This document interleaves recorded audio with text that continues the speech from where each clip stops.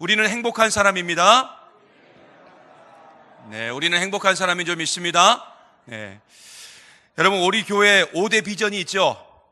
뭐 처음 듣는 겁니까? 네, 우리 교회 5대 비전이 있습니다. 첫 번째는 뭐죠? 믿음의 공동체입니다. 두 번째는 성령의 조명하심이 있는 공동체. 세 번째는 아름다운 관계가 있는 공동체. 그리고 네 번째는 순천과 열방을 뿜는 공동체. 그리고 마지막으로 눈물과 감동이 있는 공동체. 이 공동체가 바로 우리 한소망교회인 줄 믿습니다. 우리가 지난주부터요, 이 5가지 비전을 이루기 위해서 앞으로 우리가 어떻게 살아야 될 것인가 하나씩 살펴보고 있습니다. 지난주에 우리는 첫 번째 비전인 믿음의 공동체에 대해 살펴봤어요. 아브라함과 그 롯의 이야기를 통해서 믿음이란 어떤 상황과 어떤 조건 가운데 우리가 있다 할지라도 우리가 사람을 바라보고 사람을 의지하는 것이 아니라 하나님만 바라보고 하나님만 의지해야 된다, 이렇게 말씀을 드렸습니다. 물론 손해가 있을 수 있습니다. 아픔이 있을 수 있습니다. 절망 가운데 우리가 살아갈 수 있습니다. 그러나 우리가 하나님만 바라보고 하나님만 의지하면 하나님께서 우리에게 놀라운 세계, 즉 하나님 나라를 우리 가운데 허락해 주실 줄 믿습니다. 그리고 이런 믿음을 갖고 있는 사람들이 모여있는 공동체가 바로 믿음의 공동체입니다. 오늘은 이제 두 번째 비전을 좀 보려고 해요. 두 번째 비전은 뭐죠? 성령의 조명하심이 있는 공동체입니다. 여러분, 성령의 조명하심이란 뭐냐? 이게 좀 말이 좀 어려운데 이걸 굉장히 쉽게 말하면 뭐냐면 성령의 인도하심을 말해요. 이걸 더 쉽게 말하면 성령님에 의해서 지배받는 삶, 그걸 바로 성령의 조명하심이 있다라고 말합니다. 그리고 이런 사람들이 모여있는 그 교회가 바로 성령의 조명하심이 있는 공동체입니다. 그러므로 우리는 성령의 조명하심, 즉 성령의 지배를 받기 위해서 우리 가운데 반드시 필요한 게 있어요. 저를 따라해 보세요. 성령 충만. 뭐가 필요하다고요? 성령 충만이 우리 가운데 있을 때 그때 우리가 성령의 지배를 받고 성령의 지배를 받을 수 있기 때문에 성령의 조명하심이 우리 가운데 있는 줄 믿습니다. 그런데 우리는요, 자꾸 성령 충만 이렇게 말하면요, 뭘 자꾸 생각하냐면 방언을 생각하고 은사를 생각하고 병 고치는 걸 생각하고 귀신 쫓아내는 걸 생각합니다. 하지만 여러분, 이런 것들은 성령 충만에 대한 제대로 된 설명이라고 볼 수가 없어요. 너무 교회가 방언만 강조하고 은사만 강조하고 신유만 강조하고 축기만 강조하면서 이런 걸 할 줄 알아야 성령 충만한 사람이다, 이렇게 말하니까 교회가 자꾸만 잘못된 방향으로 가버리고 있는 것입니다. 여러분, 우리는 성령 충만에 대한 이러한 오해가 이제 풀려야 돼요. 그래서 우리는 오늘 말씀을 통해서 진짜 성령 충만은 뭐냐, 그리고 어떤 것이 성령의 조명하심을 받는 삶인지 좀 살펴보고요, 날마다 그 성령의 충만함을 통하여서 하나님이 원하시는 아름다운 하나님의 나라, 그리고 하나님이 원하시는 아름다운 교회를 만들어가는 우리 믿음의 종 되시기를 간절히 소망합니다. 여러분, 오늘 말씀은 성령 충만에 대해서 잘 설명하고 있어요. 그래서 아예 대놓고 성령 충만을 받으라, 이렇게 얘기하고 있어요. 여러분, 오늘 말씀 15절 말씀 같이 한번 보겠습니다. 15절 말씀 같이 봅니다. 시작. 그런즉 너희가 어떻게 행할지를 자세히 주의하여 지혜 없는 자 같이 하지 말고 오직 지혜 있는 자 같이 하여. 아멘. 여러분, 여기서 보면은 지혜를 크게 두 부분으로 구분했어요. 첫째는 뭐냐면 지혜 없는 자예요. 둘째는 뭐예요? 지혜 있는 자입니다. 자, 그리고 이것을 구분하는 기준이 있었어요. 그 기준이 뭐냐면 자세히 주의하여, 이 말이 나와요. 그렇다면 여러분, 자세히 주의하여라는 이 말의 의미는 뭐냐? 여러분, 로마서 12장 2절에 보면은 이 뜻이 나옵니다. 어떻게 나오느냐? 로마서 12장 2절 제가 봉독해 드립니다. 너희는 이 세대를 본받지 말고 오직 마음을 새롭게 함으로 변화를 받아. 여기가 중요합니다. 여기서부터 잘 들으세요. 하나님의 선하시고 기뻐하시고 온전하신 뜻이 무엇인지 분별하도록 하라. 아멘. 여러분, 하나님의 선하시고 기뻐하시고 온전하신 뜻이 무엇인지를 분별하는 것, 이게 뭐냐면 자세히 주의하여입니다.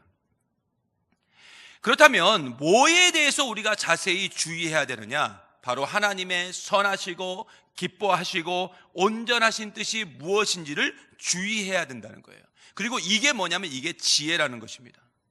그래서 오늘 말씀 17절에 보면 이렇게 증거하고 있어요. 17절 말씀 같이 봅니다. 시작. 그러므로 어리석은 자가 되지 말고 오직 주의 뜻이 무엇인가 이해하라. 아멘. 자, 어리석은 자가 되지 말라는 말은 다른 말로 하면 무슨 말이에요? 지혜 있는 자가 되라는 거죠. 그죠? 지혜 있는 자가 되라는 거예요.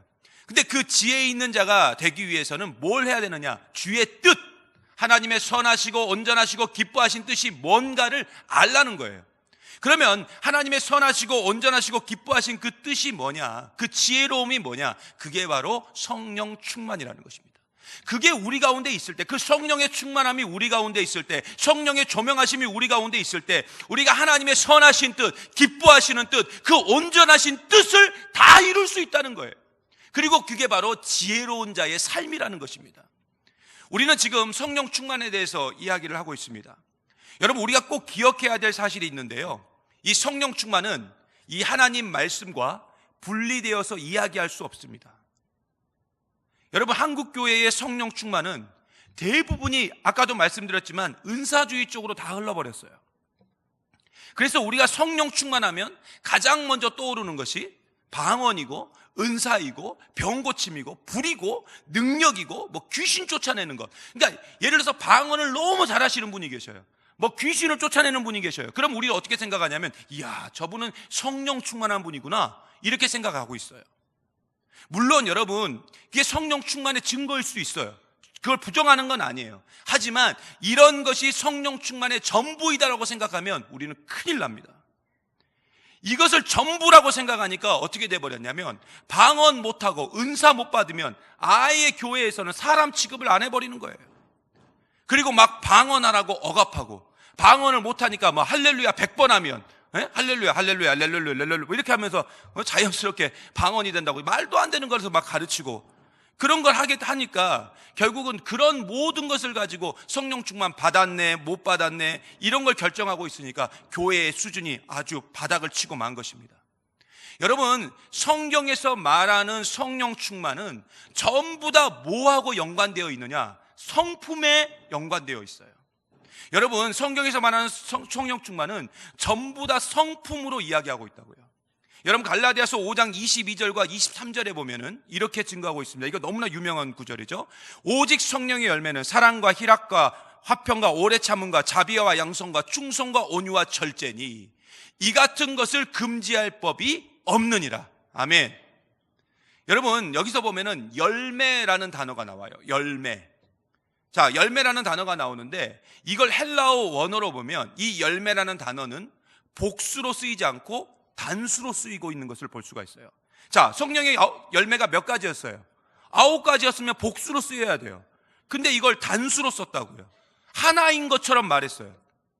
그렇다면 왜 이렇게 하나인 것처럼 말하고 있느냐?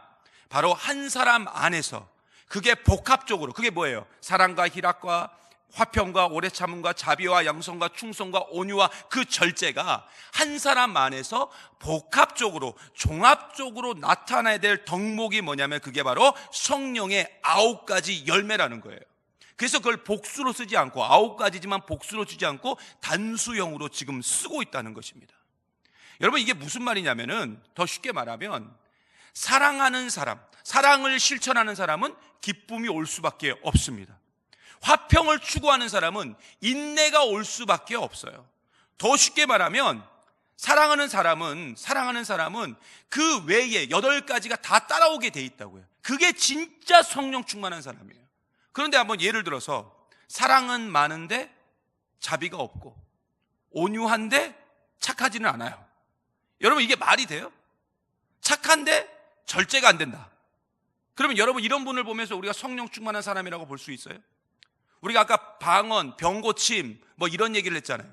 어떤 분이 방언을 너무 잘해요. 방언 기도를 너무 잘해요. 막 그리고 통역의 은사도 있어요. 방언 기도 너무 잘해요. 그래서 우리는 그렇게 생각한 거죠. 야, 저분은 방언 기도 저렇게 잘하니까 저분은 성령 충만한 사람이다. 근데 알고 봤더니 그분이 욕도 잘해. 그러면 그게 앞뒤가 안 맞잖아요. 그러면 그게 성령 충만이냐고요. 병고침의 은사가 있어요. 그래서 막 안수하면 다 낫게 해요. 그래서 그분한테 병고침의 은사를 그분한테 병고침을 받으려고 줄을 서서 안수받고, 근데 알고 봤더니 그분이 말로 사람을 다 죽여버려요. 말로. 그러면은 그 사람이 성령 충만한 사람이냐고요.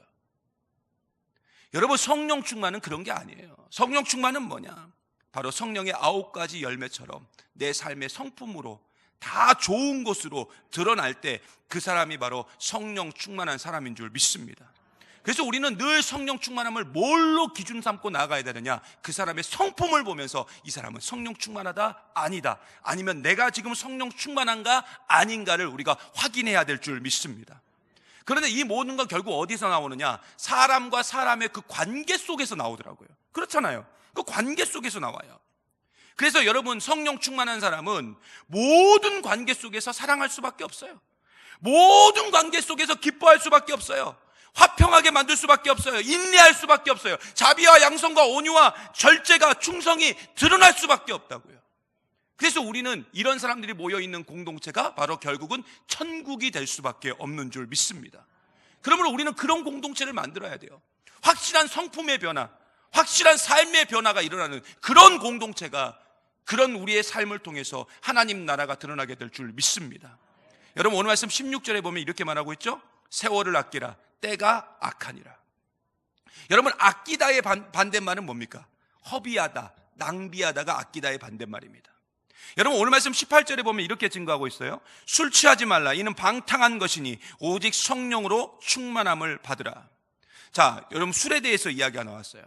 여러분, 술과 성령은 사실 잘 어울리지 않는 단어죠. 그렇죠? 술과 성령. 어떻게 긍정을 안 하신 거 보면은 술을 취해야 성령이 충만함이 옵니까? 여러분은? 이게 사실 어울리지 않는 단어예요. 근데 이게 지금 한 문장에 같이 등장하고 있다고요. 그럼 왜 같이 나왔느냐? 바로 술의 속성과 성령의 속성이 공통점이 있다는 거예요.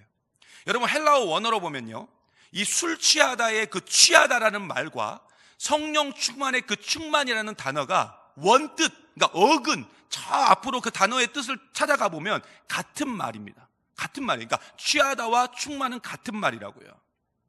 여러분, 보통 우리가요, 술에 취하다 이 말을 많이 쓰죠. 술에 취하다. 그러면 이건 언제 쓰는 말이냐면, 술을 많이 마셔가지고 취한 게 아니라, 이게 술이 취한 건 뭐냐면, 술의 알코올 성분이 우리 몸의 컨트롤 타워 역할을 하고 있는 중추신경 있지 않습니까? 그쪽으로 이렇게 딱 들어가죠.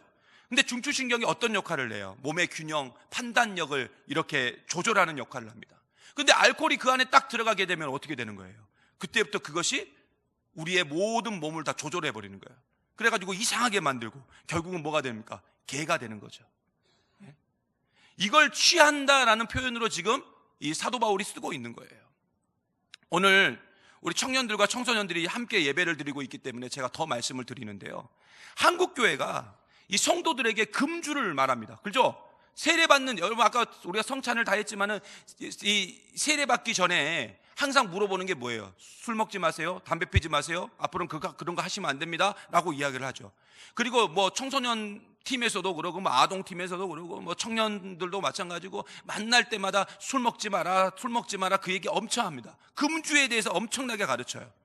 그런데 한국교회가 금주에 대해서 술을 먹지 말라라고 가르칠 때에 이 두 가지의 기준을 이야기하면서 금주를 얘기를 합니다. 첫째는 뭐냐면 건강의 차원에서 이야기를 해요. 그래서 무조건 이렇게 얘기하는 거죠. 술 나빠, 술을 나쁘다, 술 먹으면 안 된다. 술을 먹으면 결국은 뭐냐, 내 스스로를 죽이는 거나 마찬가지다, 이건 자살이다. 그러면서 그렇게 가르쳐요. 그리고 두 번째는 뭐냐면은 건덕의 차원에서 가르쳐요. 건덕의 차원에서. 그러니까 술을 마시면 뭐 하지 않다는 거예요? 덕스럽지 않다는 거죠. 그래서 먹지 말라는 거예요. 그런데 여러분, 이런 얘기를 우리 사랑하는 자녀들에게 해보세요. 먹히는가? 먹히지도 않아요. 먹히지 않는다고요. 그러니까 절대 이런 걸 가지고는 금주에 대한 제대로 된 가르침이 될 수가 없습니다. 여러분, 이 사랑하는 귀한 청년들과 청소년들에게 필요한 말씀은 뭐냐면 굉장히 고차원적이고 근본적인 명분을 얘기를 해야 돼요. 그냥 단순하게 건강 얘기하고 단순하게 건덕 얘기하고 해가지고는 그 문제가 해결이 안 된다고요. 여러분, 많은 청소년들이요, 저 죄송한데 제 화면 비치지 말아 주실래요? 제가 신경이 쓰여서 설교를 못 하겠어요. 제가 저 얼굴을 보면 부담스러워서. 여러분도 부담스러울 거예요. 저도 부담스러운데. 여러분, 많은 청소년들이 고등학교를 마치고 이 대학에 가면 꼭 술 때문에 무너져요. 아무리 좋은 신앙을 가지고 있었던 고등학생이라 할지라도, 청소년이라 할지라도 이 대학에 가면 술 문화에 빠지게 됩니다. 여러분, 뭐 대학가 가보시면, 우리도 대학가가 근처에 있지 않습니까? 대학가 앞에 서점이 많습니까? 술집이 많습니까? 술집이 더 많아요. 온통 술집, 카페. 그럼 원래는 대학가 앞에는 서점이 많아야 돼요. 도서관도 많고 뭐 이런 것들이 많아야 되는데, 연구하고 이런 게 많은데 온통 술만 연구하나 봐요. 다 학원과 출신인가? 전부. 아무리 좋은 신앙을 가지고 있는 학생도 대학에 가면 이 술 문화에 자연스럽게 빠질 수밖에 없어요. 왜요? 보이는 게 다 술이니까. 그로 인해서 신앙도 멀어지고. 물론 신앙생활이 멀어지는 모든 원인을 술이라고 볼 수는 없어요. 하지만 그 영향력은 절대 무시하지 못합니다. 그렇다면 왜 예수를 믿는 사람은 술을 금해야 되는가? 여러분, 이유는 단순해요. 잘 들으셔야 돼요. 특히 우리 청소년들 잘 들으세요. 청년들 잘 들으세요. 예수님께서 저 십자가에 달려 죽으심으로 인해 가지고 하나님의 백성이 된 우리는 그 순간부터 우리 자체가 내 의지와 상관없이 우리는 다 뭐가 됐냐면 하나님의 거룩한 성전이 됐어요. 이거 성경 이야기하고 있는 거예요.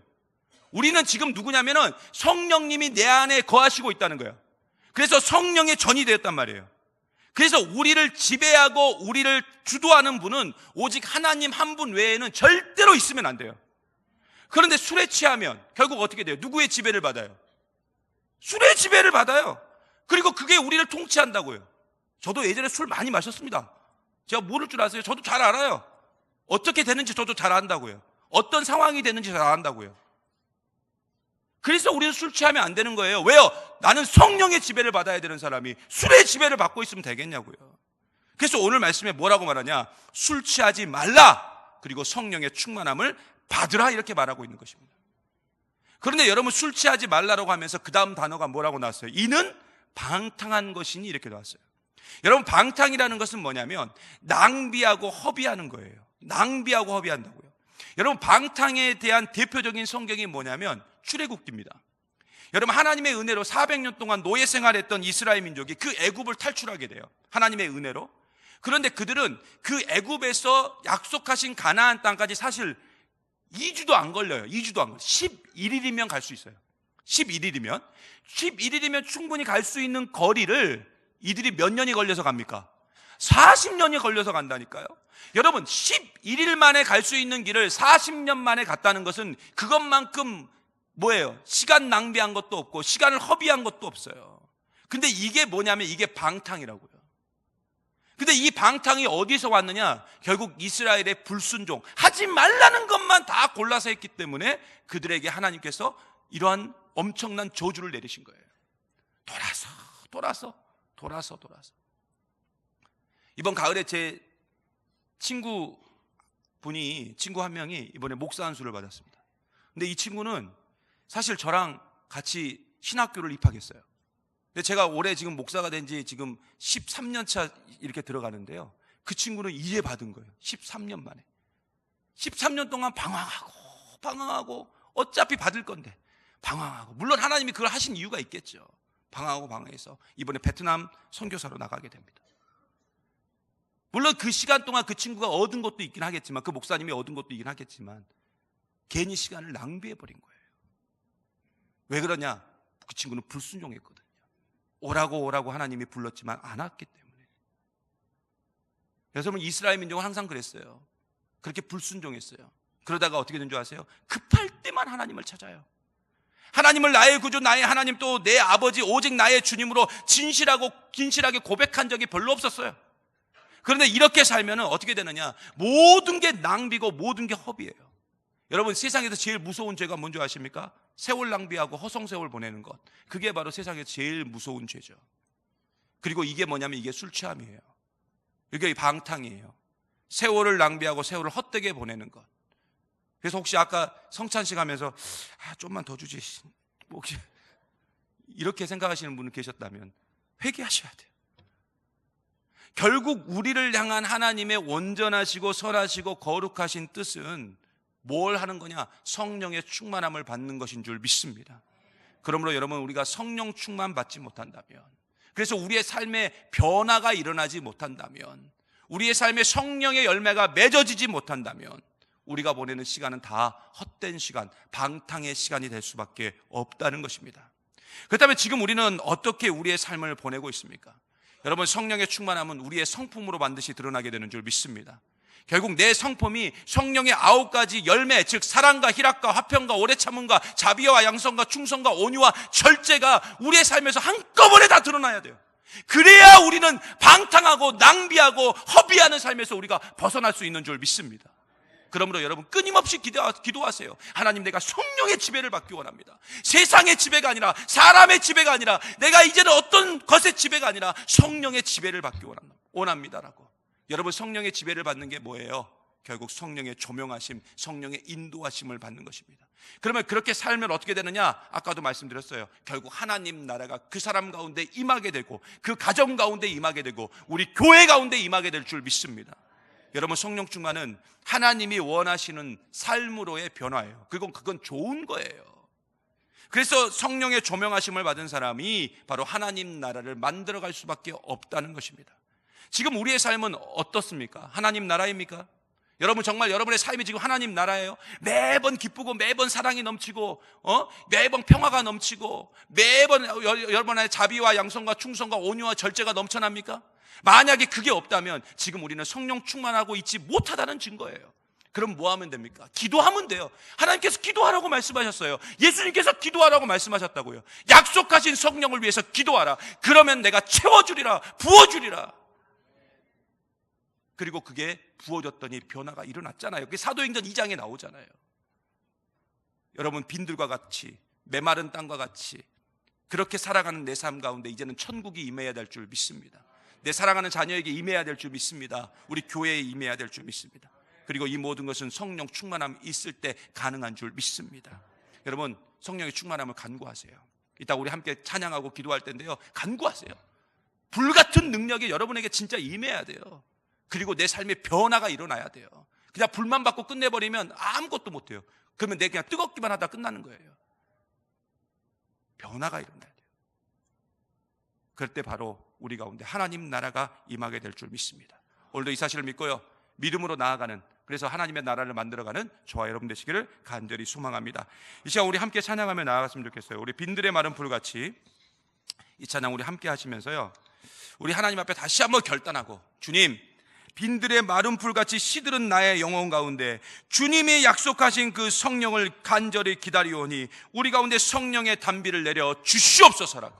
여러분, 그러한 마음을 가지고 우리 함께 찬양하며 나가겠습니다.